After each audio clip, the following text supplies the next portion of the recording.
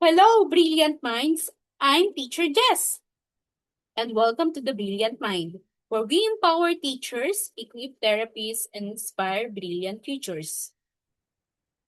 Have you ever wondered why children repeat certain behaviors, or how therapists help children learn communication, independence, and social skills?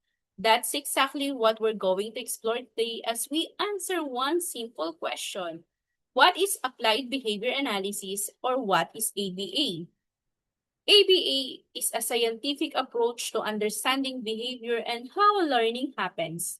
It uses principles of learning and behavior to teach new skills, increase helpful behaviors, and reduce behaviors that interfere with learning or daily life. The goal of ABA is not to change who a person is, but to help individuals develop meaningful skills that improve their quality of life. These skills may include communication, social interaction, self-care, academic readiness, play, and daily living skills. When we hear the word behavior, we often think of good or bad behavior. Sometimes sinasabi natin, ay may bad behavior yung batang yan. But in ABA, behavior simply means anything a person does that can be observed and measured. Ibig sabihin, kailangan naoobserbahan or nakikita at nasusukat. For example, raising a hand, talking, walking, crying, writing, brushing teeth, making eye contact, asking for help. And alam nyo ba, even adults display behaviors every day. For example, checking your phone, drinking coffee, exercising, or saying thank you. Behavior is something everyone does. Why do people behave the way they do? One of the biggest idea in ABA is that behavior happens for a reason. Every behavior serves a purpose or function. For example, a child may cry because they want a toy or they want attention.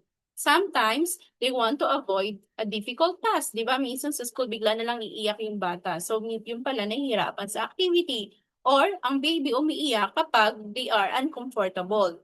So instead of asking why is this child being naughty, in EBA, ini-encourage tayo na magtanong na what is this child trying to communicate through this behavior. So mas maiintindihan natin bakit ginagawa ng isang bata yung certain behavior na yon. Where is ABA used? Saan nga ba ginagamit ang ABA? Sa therapy center lang ba? So mali. Ang ABA ginagamit din sa school. Teachers use praise, classroom routines, or positive reinforcement. So kapag nagsasabi ng good job or great job si teacher, gumagamit siya ng ABA.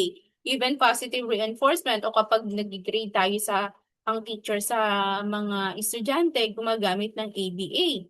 Sa bahay, gumagamit din ang mga parents ng ABA to celebrate positive behavior, teach routine. So anong gagawin pagkagising, magtututbrush na ba, or maliligo ba? So pagtiteach ng routine sa mga bata, ginagamit ang ABA to encourage participation in household chores. Sa therapy centers naman, ginagamit ang ABA to teach socialization skills, communication, even play. Ginagamit din natin ang ABA and to develop daily living skills. So, pati pagmemedyas, paglalagay ng maayos ng mga maduming damit sa labahan. So, ginagamit natin yung ABA dito.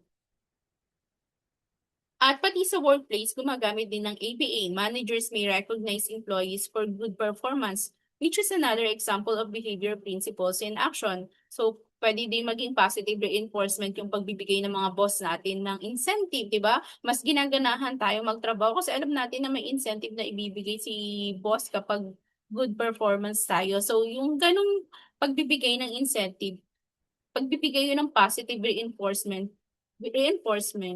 which is part ng ABA. Curious ba kayo, what does an ABA session look like?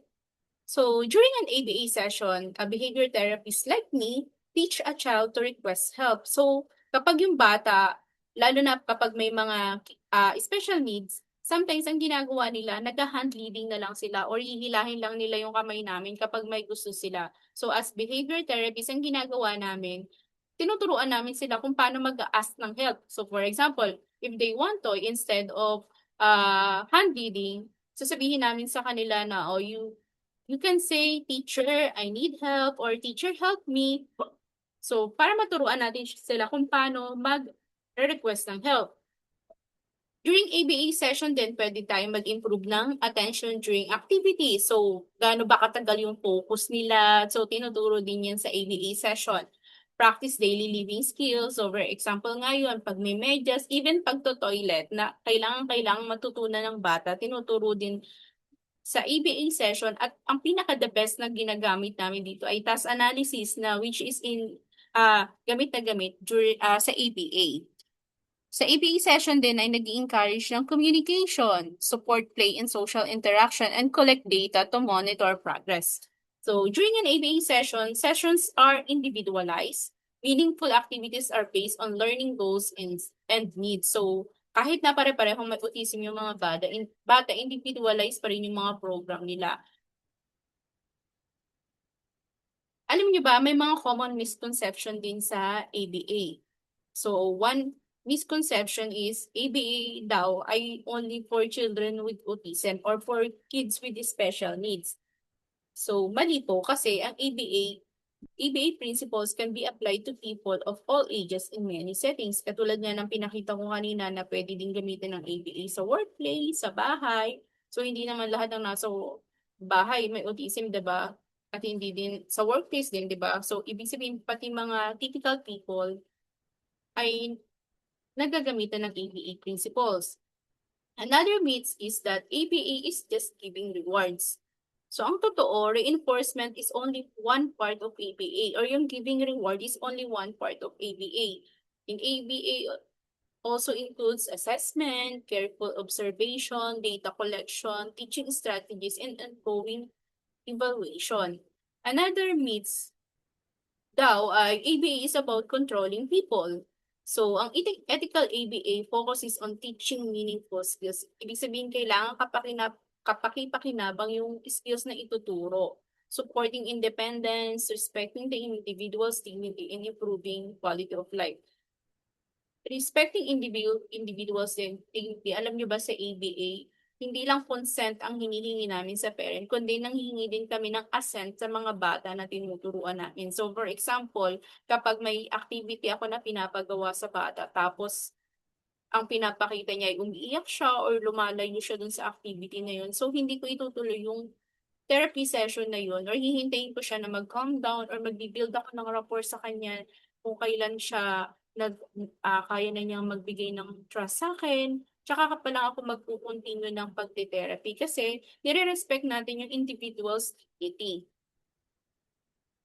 So, key takeaways for this video, ABA is a science of learning and behavior. So, gumagamit tayo ng mga evidence-based approach. Ang ABA ay hindi basta lang ginagawa na pag naisipan mo na, ito siguro effective to sa bata, pwede ito. So, hindi yun ganun.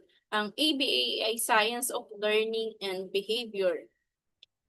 Also, ABA is a way to teach meaningful skills. So, as a teacher and therapist, gamit na gamit ko ang ABA para magturo sa mga bata ng mga kapakipakinabang na skills na magagamit nila hindi lang sa kanilang childhood, kundi hanggang paglaki nila. ABA is based on observation and data. So, lagi kami nagkukolekt ng data kapag gumagamit kami ng ABA kasi nga, kailangan interpret ng maayos, ma-observe ng maayos, ma-measure ng maayos ang mga data para mas makapagbigay ng effective intervention sa mga bata. ABA focus on improving quality of life. Yes na yes. Nakafocus talaga na mag-improve ang quality of life. So, hindi lang ito para sa mga kids with special needs kasi kahit sa classroom, pwede itong gamitin ng mga teacher. Some parents pwedeng gamitin ng ABA para mag-improve yung quality of life ng mga anak natin. ABA is used by therapists, teachers, parents, and other professionals. So, kapag natutunan natin yung ABA principles, kahit saan pa natin to gamitin, mas mapapadali yung trabaho natin, lalo na sa mga educator na katulad ko. So, for next topic na i-discuss ko, i-share ko sa inyo ay what is behavior, understanding observable and measurable behavior and ABA. Di ba kanina ko pa sinasabi na ang behavior kailangan observable and measurable o kailangan na-observe at kailangan na measure. So, sa next video session natin, yun yung pag-aaralan natin. Paano nga ba masasabing observable and measurable? And ano ba yung observable and measurable? Kaya, if you learn dito sa lesson natin, like and subscribe, The Brilliant Mind with Teacher Jess. Thank you so much and I hope nag-enjoy kayo at marami kayong natutunan sa video. Bye!